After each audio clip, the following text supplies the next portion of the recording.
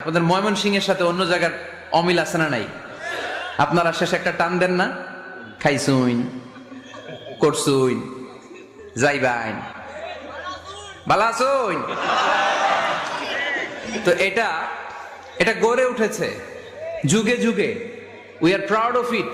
এই আঞ্চলিকতা আমরা ভালোবাসি, এটা বাংলাদেশের সৌন্দর্য। এই যে কাইবাইন কানা কাইছুইন না কাইবাইন, এই যে আপনারা বলেন অসাধারণ লাগে।